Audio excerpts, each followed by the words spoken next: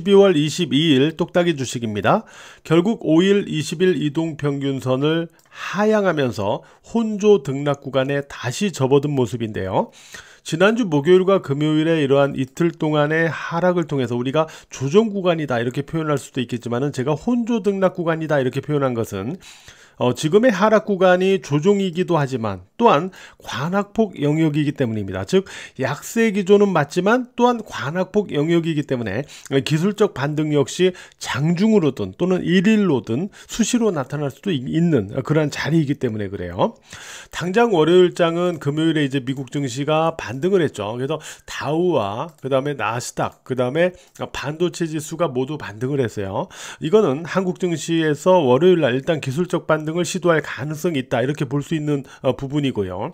다만 반도체 지수나 또 나스닥 지수 그리고 다우 지수 모두 5일 이평선 위로 마감하지는 못했기 때문에 즉 5일 이평선 아래에서의 일단 반등 시도였기 때문에 한국 증시 역시 월요일날 당장은 반등 시도가 있더라도 좀 다소 제한적일 가능성은 있습니다. 물론 이후에 미국 증시가 5일 이평선을 돌파하는 쪽으로 간다 이러면 한국 증시 역시 어느 정도 또 기술적인 반등을 실질적으로 좀 시도해 나갈 가능성도 있죠. 그 부분은 이제 미국 증시의 후속 흐름을 보면서 우리가 체크를 해야 되겠고, 월요일날 당장은 일단 기술적 반등을 시도하되 다소 제한적인 그런 모습은 있을 수 있다 이렇게 생각하면서 봐야 되겠고요. 일요일이니까 주봉과 월봉 차트도 우리가 오늘은 한번 좀 살펴보도록 할게요. 코스피의 그 주봉 차트를 보시면은 자 지금 보시는 대로 5주 이평선을 양봉으로 돌파했다가 다시 지난주에 5주 이평선을 위에서 아래로 음봉으로 하향한 그런 모습을 보여주고 있잖아요. 그죠? 이거는 코스닥 지수도 마찬가지예요. 그래서 5주 이평선을 간신히 양봉으로 돌파했는데 다시 위에서 아래로 지난주 음봉으로 또 하향을 했습니다. 이렇게 되면은 이번 주에 이 5주선이 위치한 자리, 그러니까 코스피 같은 경우는 2457포인트, 2457포인트, 그리고 코스닥 같은 경우는 676포인트 이상의 각 5주 이평선이 위치한 이 자리가 기술적 반등 시도 시에는 1차 저항점으로 바뀔 수 있다. 1차 저항점으로 우리가 체크를 해야 되는 그런 자리로 바뀌었다. 이렇게 봐야 되겠죠.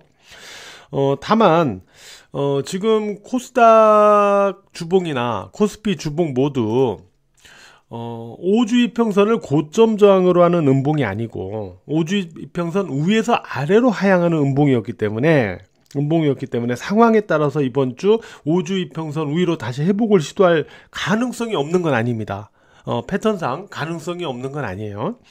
다만 이 부분은 아까 말씀드린 미국 증시의 5일 이평선의 어떤 회복이나 이런 쪽으로의 어떤 흐름의 영향이 좀 있어야 될 것 같고요. 어쨌든 각 5주 이평선이 주봉 차트상으로는 이번 주 기술적 반등 시 1차 저항점으로 작용될 수 있다. 이 부분을 우리가 살펴봤고, 그 다음에 우리가 월봉 차트를 보면은 코스피 같은 경우는 지금 6개월 연속 조정인 거예요. 그죠? 6개월 연속 조정이 나타나고 있는 거고, 그 다음에 코스닥 같은 경우는 9개월 연속 조정이 나타나고 있는 거예요. 이 얘기는 뭐냐면은 우리가 일봉 차트상으로 보면은 지수가 좀 올라갔다가 내려갔다가 또 올라갔다 내려갔다 하면서 궁극적으로 이게 뭐 어떤 패턴이냐, 뭐 이게 또 회복하냐 하다 보면 또 내려오고, 회복하나 보다 하면 또 내려오고 이러는 것 같지만은 실질적으로는 계속 여기서부터 하락 추세가 이렇게 쭉 내려오는 그런 과정 속에서 일시적인 등락을 계속 반복해 준 모습에 불과한 거예요. 그러니까 단기적으로는 등락을 주는 것 같지만 추세적으로는 그냥 계속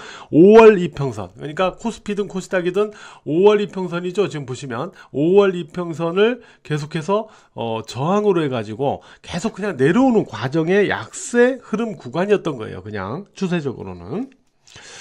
자, 이렇게 될 경우에는 만약에 이제 하방으로 계속 약세 흐름이 이렇게 이어질 경우에는 궁극적으로의 어떤 기술적 반등, 그러니까 우리가 일봉 차트에서 5일 이평선하고 이격이 생기면 기술적 반등이 나타나듯이 추세적으로도 이 5월 이평선에 저항을 받으면서 이렇게 쭉 내려오는 상황에서, 그러니까 월봉상의 기술적 반등, 그러니까 그 달, 한 달 동안은 기술적 반등을 보이는 달이 되는 거죠. 그러니까 지금으로서는 12월보다는 1월 달, 1월 달에 과연 기술적 반등을 보일 수 있겠느냐라는 관점이 되기 위해서는 이 5월 이평선이 지금까지 계속 저항으로 작용을 했기 때문에 이 5월 이평선 대비 이격과다, 이격과다가 나타나는 그런 시점에서 우리가 그 기술적 반등의 가능성을 우리가 체크해야 되거든요. 근데 우리가 지금 보시면은 어차피 코스피보다는 코스닥 지수가 개월수로도 더 3개월 더 조정을 더 받았죠. 조정을 더 받았고, 이런 상태에서 지금 5월선하고 현재 지수의 이격을 한번 봐보세요.